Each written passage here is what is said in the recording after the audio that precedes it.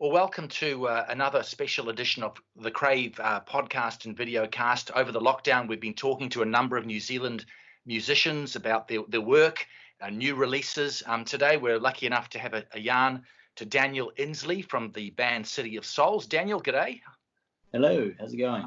It's going very well. We're talking to you a lot because of a new album the band City of Souls is about to have released. I think it's due out officially very shortly. It's called Synaesthesia. Have I got the pronunciation right, Daniel? Synaesthesia. Synaesthesia. I beg your pardon. Okay. It's a bit of a tongue twister, I suppose. You wouldn't want to have a lisp, anyway. Okay. So, or you'd end up with one.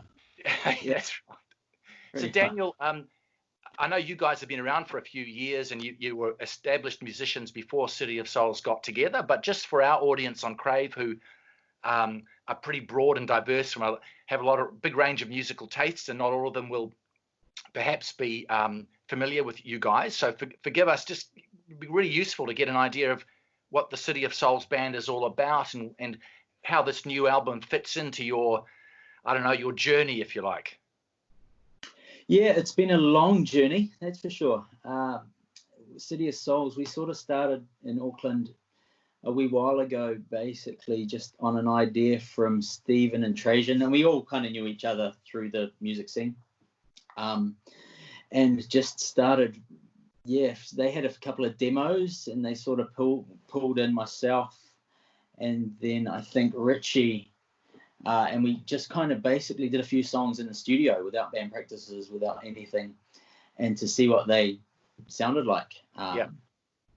Basically, one of the first songs was Sleep, our first single, which I remember hearing it with vocals on it, and I was like, actually, this is pretty cool. This could go somewhere. It's not just people could be into this, a wide range of people anyway.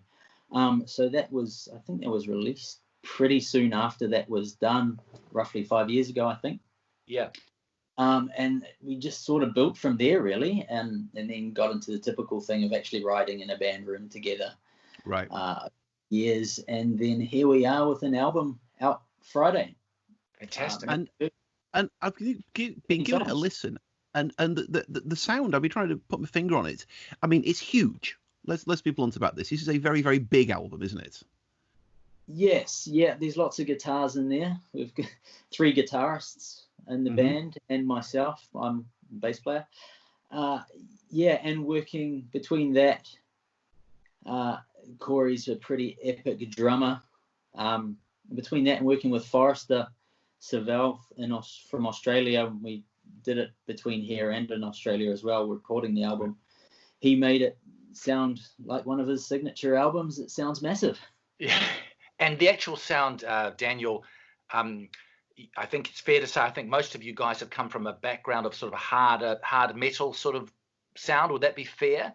But this has certainly got strong elements of that. But I know in your website you use the word lush to describe some of the sound of this, and it's definitely got that to it. So that's a really interesting path to follow. Can you tell us a bit more about how you've moved from the heavy to keeping it but adding a bit more? Yeah, we still all love our heavy music. Let's say we matured a bit over the years from the heavy music scene, and just we sort of went through added that atmospheric type vibe in there as well, so we can sort of transition from the heavy riff stuff through to the atmospheric sounds and sort of let it take us. We sort of wrote everything and let it take us to where it wanted to go without trying to be anything, maybe. Whoa. Trying to be heavy without trying to be anything. And just took on, there's 6 of us in the band, so it took on everyone's ideas and influences. Well, I have to ask you about the one cover version on there. Yes. Being a Manchester boy myself. Yes. And I know it's obviously a very bass-led song, is Love Will Tear Us Apart. Yes. So what was the thinking behind Copy and Joy Division? Trajan came up with that. He did the music for it. He's a big 80s music fan. Right. I think he's got a playlist out there with all 80s music on it. He came up with the music for it, and Richie had a go at it one day, and it sort of seemed to work. We just played it sort of our version, and it is that bass is very bass driven. Without the synth, we sort of swapped the synth out for a lead guitar, really, I suppose, and rocked it up a bit. That sounds great. The original's quite a depressing sound, which works for that song, I think. And I don't think that's anything to be afraid of either. No, I mean it's definitely a mood, that song. There's no denying it, and I think you do. You how should we put this?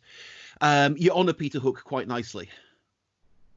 Yes, thanks. Like I say, from a Manchester boy, there's no higher praise than that, obviously. But you're right. There's a very 80s to Ritchie.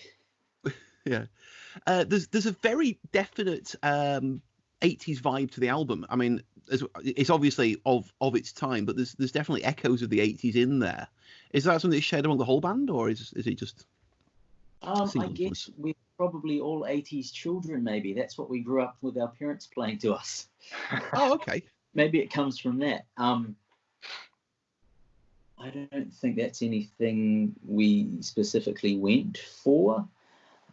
Finding, I guess, those old 80s synth sort of layers that used to be there, we've sort of swapped out with Steve's guitar lines. Maybe the lead guitar lines might run in that sort of vein. Yeah. Hey, Daniel, I'm interested to know what you see as the audience for this music evolving. A few weeks back, we caught up with a concert from Alien Weaponry, who are obviously a younger generation of heavy musicians coming through, and they're drawing a reasonable crowd and making a few waves. And you guys are a little more mature, and you're starting to experiment with something else, as you've been telling us. What's the, I don't know, do you sort of see there's another stage you want to get to, or is it just evolving of itself, musically, I mean? There's definitely other stages we want to get to. For us, it's sort of one step at a time. Alien Weaponry, like you said, they've done really well, and they've worked really hard to get where they are and travelled Europe and probably slugged it out in a van and all that kind of stuff. Yeah, yeah. And, well, they've done well. Congratulations to them. They've done extremely well for a band of this genre coming out of New Zealand. For us, though, lots of aspirations to get all over the place. That may be a bit limited off the bat this year. Yeah. But we've got a lot of fans throughout the world just going off our plays and our streams and that around the world. So hopefully we can get out, not just Australia, and get over to other countries as well, whether it be the UK or the United States so hopefully just take it day by day, really. I mean, at the moment, of course, we're just beginning to see what looks like the light at the end of the tunnel with this lockdown, hopefully. And like all the many other musicians we've all been restricted. Have you guys managed to start to work out how things can start to reassemble, and could we see at least some domestic gigs a little later in the year? Yeah, 100%. We will be back on the road as soon as possible with Blind Spot again. That tour got shut off early with the COVID-19. So as soon as we're allowed to play those venues, they're sort of, depending on what venues are around after this, that's one of the biggest things possibly to come out of this, what venues will be there, especially those shows will all be sort of 1,000, 1,500 people maybe. Getting that size of group together might be a little bit more difficult. But as soon as we're allowed to, we'll be doing that straight away. And let me ask you, sorry, go ahead. Possibly even before that sort of size venue, City of Souls can do a few shows as well. That'd be nice. Okay. So be a busy year for us, no matter what. So what is the relationship then with bands like Blind Spot at the moment? So I see that your guitarist Marcus was a member of Blind Spot. Is that still going concern? How are you managing? I don't want to say divided loyalties. That sounds like a wrong way of putting it, but yeah, Marcus is a founding member of Blind Spot and Blacklist. So he wrote a lot of those albums. He does both. I also play the bass for Blind Spot as well at the moment, so we're both kind of doing twice the work with but that relationship's good, and myself and him are used to working pretty hectic hours with our jobs and stuff like that as well, and we love it. So yeah, everyone gets along well. It was a fun tour. We only did a couple of shows, but both bands all get along. We're all very like-minded, so helps. Hey, you mentioned before, and people will be very interested to hear this, I think, Daniel, about most of City of Souls, I think you said, were Auckland-based, but yes. You've relocated, so you're not exactly right next door in Tauranga. How does all that work out for you, getting together and playing music? It's pretty easy. Actually, I'm in Auckland probably half the week, so while I'm there, we are jamming or working, and now we're even more so now we're online doing things like this. So we're talking every day, and everyone's sort of got own little things to do with the band constantly, whether it be social media stuff or interviews or making videos or writing even. So we constantly working apart, and then we still get together nearly every week. Fantastic. Yeah, well, I guess that's the way it is at the moment. Yeah, wonderful. Yeah, we're making it work. I think everyone is. Yeah. Cool. We're getting leaner and meaner. Yeah. Okay. Hey, where you go, Steve? I was going to say, so how are we going to be able to use the time that we've got at the moment in this lockdown productively? Are we writing songs at the moment? Do you see yourselves coming out of this with a couple more albums ready to record? Everyone is doing their own little bits of writing. We haven't got together and explored it, but that's constantly always happening for us. Right. All the time. Leading into this album, we would have had probably 4 times the amount of songs that's on that album sort of pitched to record, and we narrowed it down to 16 songs on the album. That's still a pretty big album. We've always got bits of advertising and social media imagery and stuff like that. The whole album, we've got the market, the manufacturing of all the different bits and pieces that go on, that carries on at the moment over the last month. But yeah, hopefully we can turn another album out a little bit quicker than this one. That would be great. Well, I think there'll be an audience for it, that's for sure. Okay, so Daniel, thank you for that, and we're very lucky to be joined now by another member of City of Souls, and that is the vocalist Richie Gray. How are you, lads? We're good. We've been having a good yarn to Daniel about the new album, and I'm not going to pronounce it because I get it wrong every time I try. But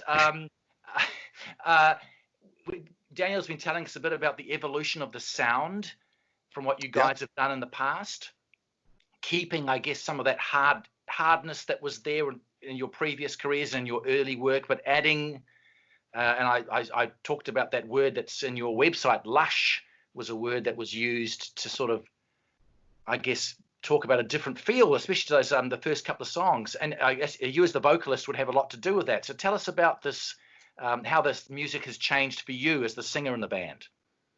I think it's changed because I started learning that if you want to continue to enjoy playing your music, you have to be a little bit you've got to be a bit careful about kind of how far you go into making something really obvious. And because then once you're through any kind of trauma, then if you try and recreate it, it's just never going to have any of the impact that you're wanting it to have, and you're going to feel disingenuous. So I've learned to, I guess, write a bit more ambiguously and with a bit more metaphor, so that I can enjoy it down the track. And that's kind of translated into not really needing an outlet for the really kind of violent, heavy, kind of aggressive side of metal. And it's kind of it's kind of shown itself in this more kind of mature and I guess ear friendly way. Like you hear it and it's not jarring. It doesn't jolt you and make you kind of go, It's more of an encompassing listen, and it kind of invites you in rather than yells at you, you know? Okay. And how is your traditional fan base responding to that? I think, to be honest, City of Souls has kind of been driving its own fan base, really. There's been a few kind of leftovers from New Way Home, and there's some elements of New Way Home in the City of Souls sound for sure, and especially in the kind of stuff that I've contributed to the band. But I think as a whole, we've kind of got a different fan base, so we're pretty free to do as we please, really, as long as it's good, you know. Yeah, that's good. I think it's kind of transition across a few different genres of fan base, anyway. Yeah, definitely. With being such a broad, lush sound, maybe. Yeah. I mean, I could imagine someone who maybe like Daniel was telling us earlier, Richie, about growing up hearing 80s music, and I, especially the first couple of songs, you know, I mean, I'm older than you guys, but I could wonder, I was wondering if there was a bit of Simple Minds in there, or early U2, or something was happening there that just took me back a little bit to that sort of time. I think you're absolutely right. That's definitely Trajan's kind of, that's where he comes from a lot musically, is the 80s. Right. A lot of the shoegaze kind of, 80s synth pop stuff is big for Trajan. I was all 90s. All my stuff is early grunge and metal and stuff. Right. So that's where my heart's at. But it's super interesting to hear those kind of 80s influences, because I never really went down that track, so it's quite refreshing for me to be able to work with that kind of sound as well, you know. Yeah. Was there a particular vocalist who you found influential for you, Richie? Oh yeah, definitely. Just the typical. It's between Lane Staley of Alice in Chains with the interesting harmonies. I hadn't heard a harmony like that.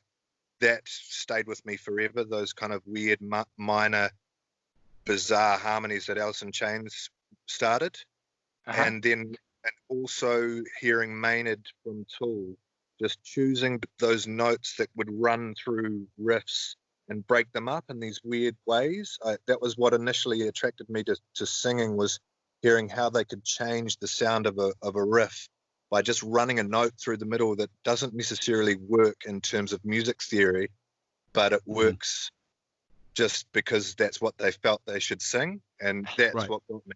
Was those two guys, their approach was super original, and it got me really excited from probably age 12 or 13, you know. Fantastic. Cool. Yeah. But Tool and Alice in Chains aren't usually bands that you'd expect to hear mentioned in the same breath as Simon Says U2 or Simple Minds. So was it a challenge sort of taking all the various influences of the band? It clearly has a very, very, very, very diverse range of influences there, and producing something coherent out of it? Because I mean, the album you've got does work, obviously, and yet you've got some very, very disparate influences going into it. Yeah, I think the main thing is that regardless of where the influence comes from, is whether or not everyone likes it. You know what I mean? Yeah. So as long as everyone in the band is feeling it, like as soon as someone's really not feeling a song or an idea, it gets scrapped, because we don't really want to push people through it. And you know, some people are, and sometimes there's indifference around an idea, and so that allows to grow, and you can eventually connect on it a bit more. So those things stick around. But at the end of the day, if everyone's stoked on it, it doesn't matter what era it comes from or what member it comes from, it gets used, you know? Yeah. It's almost as though we can get a feeling within the room that this isn't working without even having to say anything, and just move on. Or whether something is great and just be like, yeah, that's the one. Yeah. Yeah. And with a large-ish band, 6 members, is that I don't know, that sounds like it could be quite a fraught thing to get everyone on the same page, or actually does that just evolve of itself, and you guys knew each other for a while anyway, and so is that just an organic thing? Oh, there's always going to be heads clashing, you know. I mean, when it's all too plain sailing, sometimes you don't have enough kind of tension to get the magic out, you know. Yeah. I think it's good to have differing opposing views, as long as it's constructive, as long as it's guiding towards the same kind of lighthouse. rather than it being detrimental to forward momentum, you know? Cool. I think we all understand that when there is disagreements, it's all in the target of the greater good and being better. It's not an attack, that it is to be bigger and better. Richie, Daniel was telling us a bit about some of the things he's been up to during lockdown and tinkering with some ideas for new music and the like. I always wonder, for a singer, do you actually have to, having a break like this, do you have to say, right, today I'm going to go into a room and I'm going to just practice some singing for half an hour or an hour? I mean, just to keep your voice sounding sweet? Never works. As soon as I go, right, I'm going into the studio now to record a new demo, it's going to be great, I sit down and it's like, nah. I have to be in a certain frame of mind, and I have to be just focused, and I'll just go in there without thinking about it. If I try and regiment any kind of creative process, it very rarely works, you know? Okay.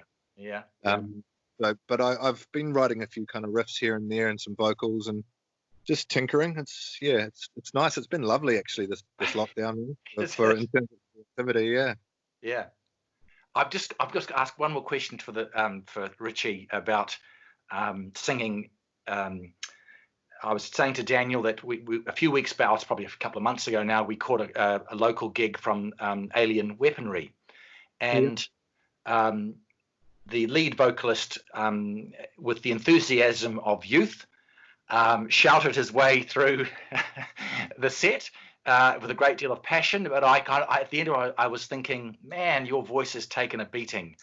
And I was just listening to this album from you guys, and you still can belt it out, but you've also given yourself the room to add some other texture and a little softer phrasing here and there. It might make it a bit more interesting for you as a singer to not have to just be at the same level all the time.